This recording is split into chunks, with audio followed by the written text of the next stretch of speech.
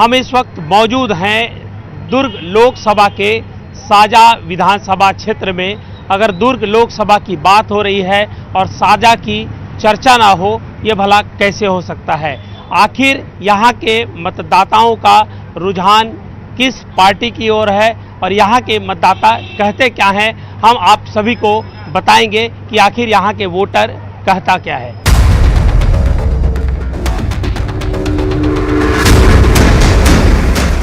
युवा मतदाता है, पहली बार वोट करेंगे।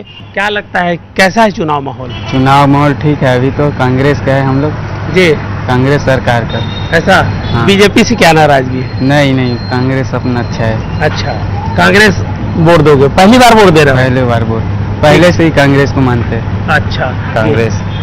क्यों आप पहली बार वोटर हैं क्या? नहीं, 2 बार हो गया। 2 बार हो गया है। क्या लगता है? तो लेकिन आप लोग तो विधानसभा में बीजेपी को जीता है। हम लोग ऐसे थोड़ी नहीं, पब्लिक को मशीन का गलती बता रहा था ना पहले। अच्छा, हाँ। क्या कहेंगे आखिर रविंद्र चौबे जी से नाराजगी क्यों हो गई? यहाँ के लोगों को कुछ पता है? नहीं, ये मशीन में खराबी बता रहे थे ना पहले। अच्छा। अब क्या बात है वैसे नहीं पता। अभी तो ये भाजपा यहीं बस को जीता है। हाँ। बाकी तो कांग्रेस का चल रहा है अभी।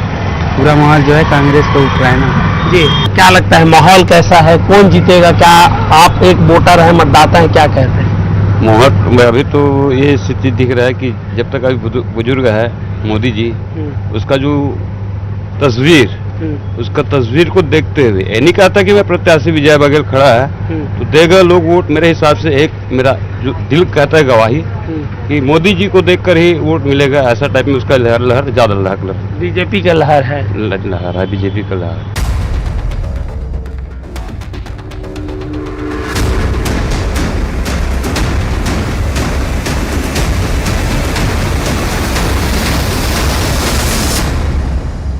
साजा विधानसभा के मतदाताओं ने एक तरह से इतिहास भी बदला है।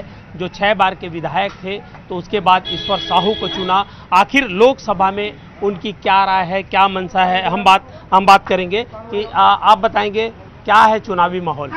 अब चुनावी माहौल तो लग रहा है कि दोनों पक्ष का अच्छा चल रहा है। मतलब कहते हैं विपक्ष और सत्ता पक्ष का दोनों मतलब अच्छा है, ऐसा टाइप से लग रहा है मुझे। जितने भी मतदाता है हाँ। सभी निष्पक्ष अपनी वोट बैंकिंग का इस्तेमाल करते हुए अपना चुनाव मतदान अच्छे प्रबुद्ध जो हैं उनको चुने। साजा का विकास हो रहा है, क्षेत्र का विकास हो रहा है कि नहीं? साझा का विकास तो लगभग हो ही रहा है कि हर जरूरतें पूरे हो सके ऐसा किसी की मानसिकता नहीं बन पाती है, और हो जाए ऐसा भी नहीं होता है कि सभी मानसिकताएं पूरे हो जाए। फिर भी जो नेता भी खड़े हैं उनसे क्या उम्मीद करते हैं? कॉलेज चाहिए, स्कूल चाहिए, सड़क चाहिए, क्या आप लोगों की अपेक्षा है?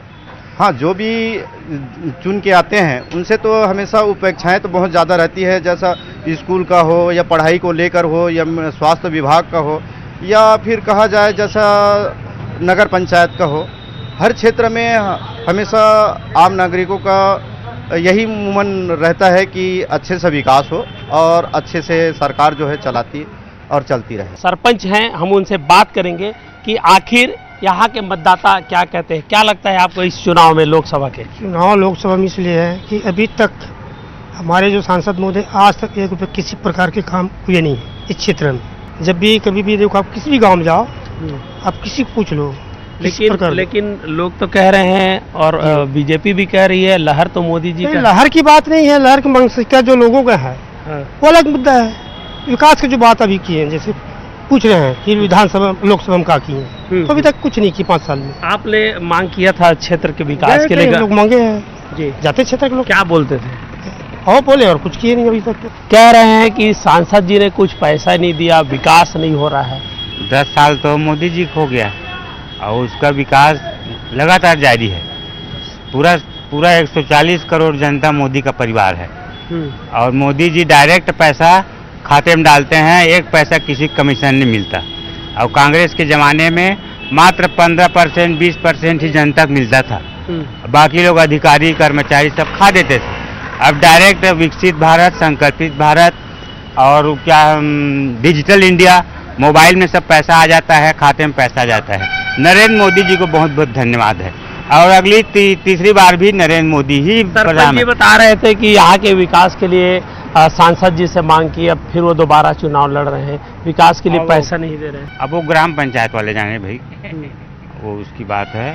जी। यहाँ मतलब यहाँ तो रविंद्र चौबे का आतंक है, अभी भी जनता परेशान है उससे, और वो भी किसी को न नौकरी दिया न रोजगार दिया। 35 साल वो विधायक रहे, मंत्री रहे, वो बड़े आदमी भर को देखे हैं और जनता को कुछ नहीं देखे। जनता केवल गुमराह किए हैं। फार्म दूसरा भरवाते थे और टिकट दूसरा देते थे और सिंबल दूसरा देते थे, यही उनकी प्रक्रिया है। जी। जी, तो इस बार भी क्या है कि इस बार तो बीजेपी की लहर है, फूल छाप जीतेगा। जी, बिल्कुल। और भी लोग हैं, बात करेंगे। क्या नाम है भैया आपका? मेरा भानु प्रताप पटेल है। क्या है पूरा, आप लोग मतदाता है, क्या देखो, माहौल? विधानसभा क्षेत्र का जो चुनाव रहता है वो लोकल स्तरीय अपने चेहरा को देख के देते हैं, जी। है नहीं। जीवन में पहली बार हम लोग को क्षतिपूर्ति का बीमा का पैसा दिया है। जबरदस्ती का 70 सालों से बीमा का पैसा हम लोग जबरदस्ती कटवाते आ रहे थे। सिर्फ पैसा कटवाते थे, हमारे पास कोई दूसरा विकल्प नहीं रहता था। आपको पूछा भी नहीं जाता था कि आपके बीमा का पैसा काटना है कि नहीं काटना है करके। किसान का खाता से लोन उठाते थे, बीमा का पैसा काट के देते थे। समिति वाले काटते थे। समिति वाले काटते थे, ऑटोमेटिक काटते थे। अब पहली बार हम लोग को जीवन में पहली बार क्षतिपूर्ति का पैसा मिलना चालू हुआ है। कौन दिया है, किसने दिया? केंद्र सरकार से मिल रहा है भैया।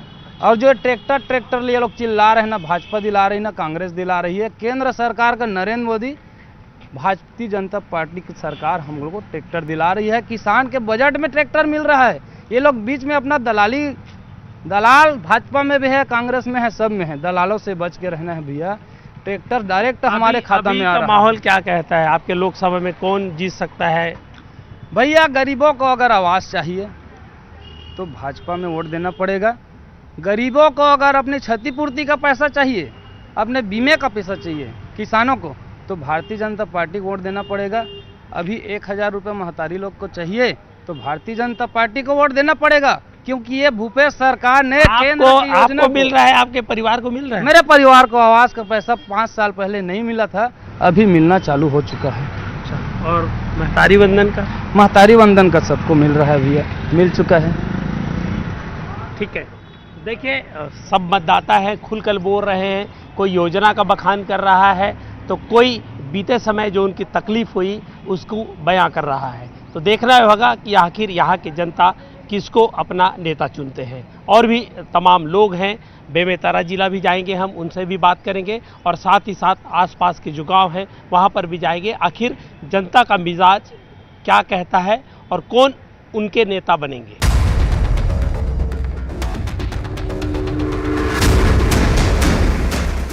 दुर्ग लोकसभा से ताम्रध्वज साहू जी भी रहे, मुख्यमंत्री भूपेश बघेल जी रहे, क्या कहेंगे इसके बाद भी इस तरह की घटनाएं हुई?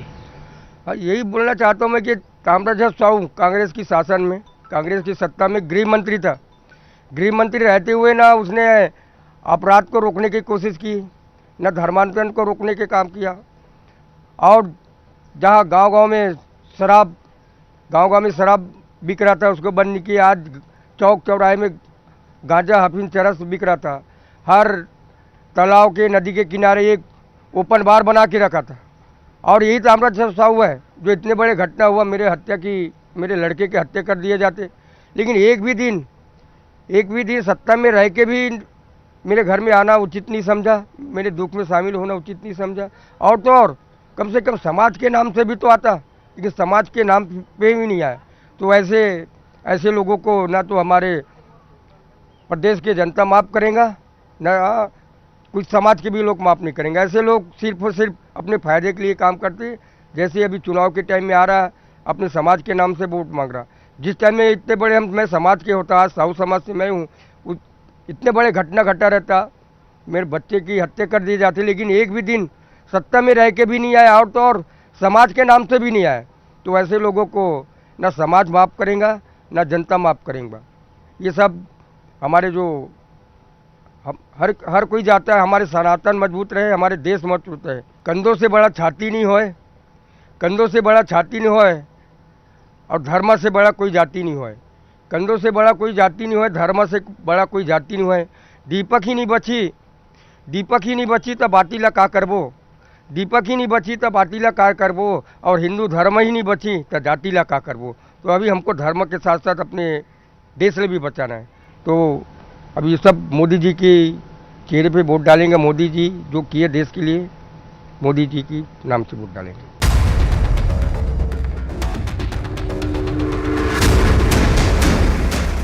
चुनावी माहौल है और इस बीच देखिए तमाम जो महिलाएं हैं वो हमारे बीच मौजूद हैं। किस तरह का यहाँ का मिजाज है, क्या कहेंगे, क्या लगता है आपको? अभी अमित शाह जी आए थे, फिर क्या कहेंगे, किस तरह का माहौल है? मोदी सरकार आएंगे, हमारी विजय भैया जीतेंगे जी। महतारी योजना, महतारी वंदन योजना का 1000 मिल रहे हैं ना, हमारी बहनों को बहुत काम कर रहे हैं। पिछले समय जो विकास के काम हुए हैं तो इस समय भी विकास के कामों पर मिलेगा। कांग्रेस भी कह रही है जीत उनकी होगी। कांग्रेस सिर्फ वादा करती है। अभी तक की उनकी जो वादा थी, पहले बोले थे महिलाओं को 500 रुपए देंगे करके, वो तो मिला नहीं। लेकिन हमारी सरकार आई, भाजपा की सरकार आई, 1000 रुपये महिलाओं को मिलेगा बोले थे। 8 मार्च को महिलाओं के खाते में आएगा, बिल्कुल 8 मार्च को महिलाओं के खाते में आ गया। 2 किस्त आ गए, सभी महिलाएं बहुत खुश है।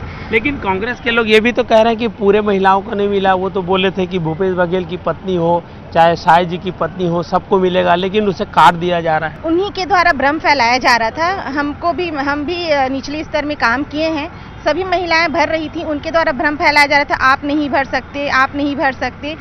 क्राइटेरिया में सभी लोगों के लिए, हाँ, जो स्वयं सरकारी नौकरी कर रही हैं उनको 1000 की क्या जरूरत है? जिनके हस्बैंड जॉब कर रहे हैं गवर्नमेंट जॉब, उनको क्या जरूरत है? 1000 जिनके लिए उनको सभी को मिल रहा है जी। बिल्कुल बताएंगे, आप क्या लगता है? आप लोगों ने 1000 का फॉर्म भराया, आप तो कांग्रेस 1 लाख रुपए देने की वादा, 8333 रुपए महीना। महिलाएं बोल रही हैं, जिसको हम लोग महतारी वंदन का फॉर्म भरवाए थे, 1000 मिला, 2 किस्त मिल गया। महिलाएं, मैं मोहल्ले में रहती हूँ, मेरे को पता है। महिलाएं बोल रही हैं 1 लाख क्या देगा, वो लबरा काका करके बोल रहे हैं, खुद ही बोल रहे हैं मुंह के ऊपर। अच्छा। है ना, सब महिलाएं जागरूक हो गई हैं और जान गई हैं कि कांग्रेस खाली झूठ बोलते हैं, है ना, भ्रम फैलाते हैं, वो कभी सच नहीं बोलते हैं। खाली वो लालच देकर चुनाव जीतने तक के बोलते हैं, उसके बाद फिर गर्त में डाल देते हैं। इस चीज़ को समझ चुकी महिलाएं और सब भाजपा के साथ ही है और भाजपा ही जीतेगी। क्या है कि आप लोग को सिर्फ भाजपा की जीत दिख रहा है कि और अभी दुर्ग का आपके लोकसभा क्षेत्रों का विकास कितना है और क्या चीज़ों की आवश्यकता है? हम लोग काम ही वैसे किए हैं, इसलिए जीतेंगे करके यकीन है और पूरा इस बार 11 की ही 11 सीट लाएंगे जी। हेम पित्रोदा का जो बयान है, जो बातें हैं, पूरे छत्तीसगढ़ में चुनावी माहौल बना दिया है। जिसके कि कांग्रेस पार्टी के नेता राहुल गांधी ने उनके राजनीतिक सलाहकार सेम पित्रोदा का ये बयान आया, निश्चित रूप पर राजनीतिक एक भूचाल है।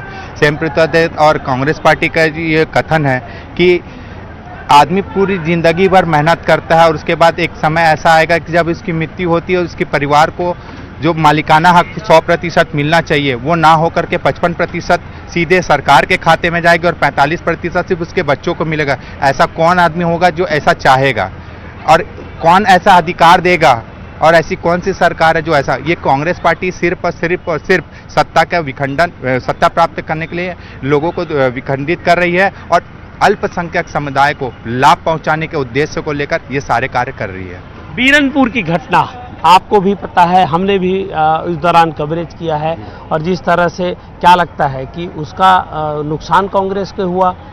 असल में मैं जो हूँ एमपी से हूँ और छत्तीसगढ़ में मैं ये देख रहा हूँ, यहाँ काम करने के उद्देश्य से आया था, मगर ये जो पार्टी के लिए कार्यकर्ताओं का उत्साह देख रहा हूँ, ये बहुत हटके उत्साह है और मेरे को लगता है ये जो है उत्साह छत्तीसगढ़ के लोगों में ऐसा लग रहा है कि अभी से बीजेपी सरकार ने राज कर चुकी है और कर रही है। और जिन्होंने राम को लाया है, जो 500 साल जो राम को धारा सब खत्म करने के बाद में राम मंदिर बनाया है, वो ऐसी पार्टी है, जो पार्टी बीजेपी पार्टी है, जो हिंदुत्व वाली पार्टी है और धर्म वाली पार्टी है और ये गुंडाराज नहीं चलने देती है, गुंडाराज के खिलाफ में रहती है। ये जो दुर्ग जिला है मध्य प्रदेश से भी आसपास सटा हुआ है, बहुत सारे लोग एमपी के भी यहाँ रहते हैं और यहाँ काम करते हैं।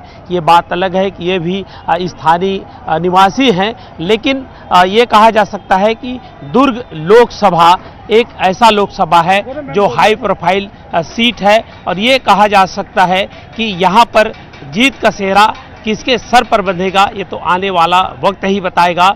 लेकिन कांग्रेस को बीजेपी वाले आड़े हाथों ले रहे हैं, तो दूसरी ओर कांग्रेसी भी लगातार बीजेपी पर हमला कर रहे हैं, निशाना साध रहे हैं और जो सांसद विजय बघेल है उस पर विकास नहीं करने का आरोप लगा रहे हैं। लेकिन देखना होगा अब चुनाव जब होगा तो आखिर जीत का सेहरा किसके सर पर बनता है। कैमरा पर्सन राजेंद्र चौधरी के साथ युगल तिवारी, न्यूज 18 रायपुर, छत्तीसगढ़।